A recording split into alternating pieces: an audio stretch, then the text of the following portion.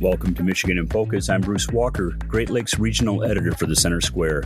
And I'm with Tom Ganter, the Center Square's managing editor, who is also a deep dive reporter that has done some really, really good work on uncovering some of the details that other news sources might have missed. I'll use that as a segue, Tom, to talk about President Joe Biden's administration wants 50% of all new vehicle sales to be electric by 2030. And so to do this, they're trying to incentivize customers. And just before we began recording this, I received an email from the Consumer Energy Alliance, and they are going to release a new report detailing how unrealistic the EV mandates are. And when I say EV, I mean electric vehicle. And there's a lot of wrinkles to this particular case. But because you are the seasoned investigative reporter, I'm going to throw to you on this and let you run with the subject. President Biden's administration wants 50% of all new vehicle sales to be electric by 2030. Right now, in April, J.D. Power said that electric vehicles account for less than 1% of the 250 million vehicles that are sold in the U.S. We're going to be trying to go from less than 1% to 50% in 7 years.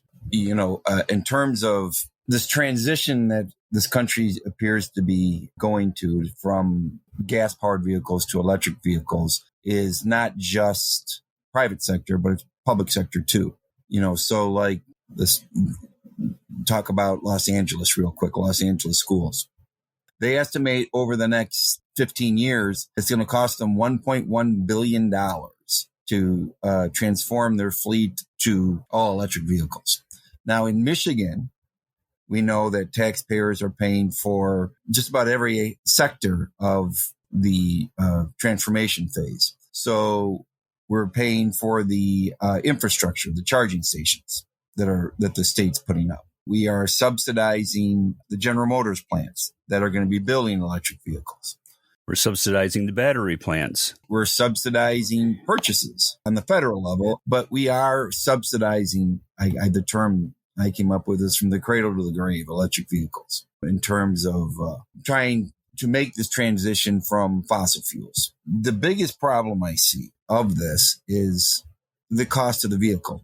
The median household income in Michigan is $59,000.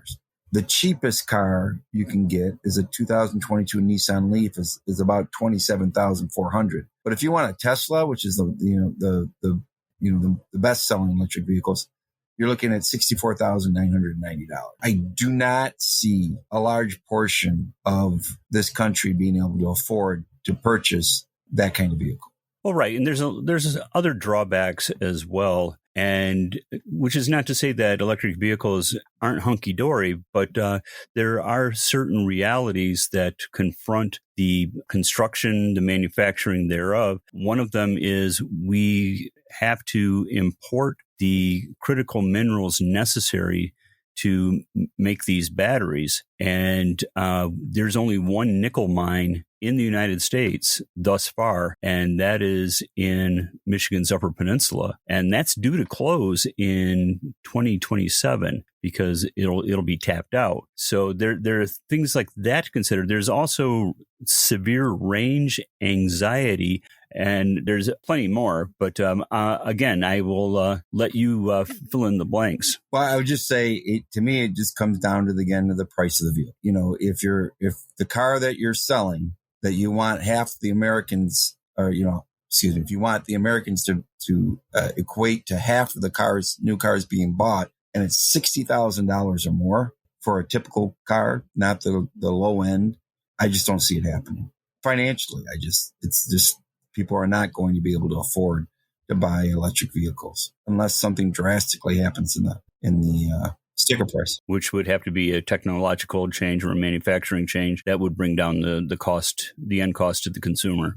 Technology-wise, we've been talking about this for 12 years. What changes have we seen? Almost none. I come from a background in automotive communications, so I've worked with alternative energy vehicles since the early 90s. And there's always been this, just have to climb this one hill, and on the other end, paradise will be on the other side. And this has been going on for 30 some years, Tom, and I have yet to actually crest the hill to see the paradise on the other side that is promised.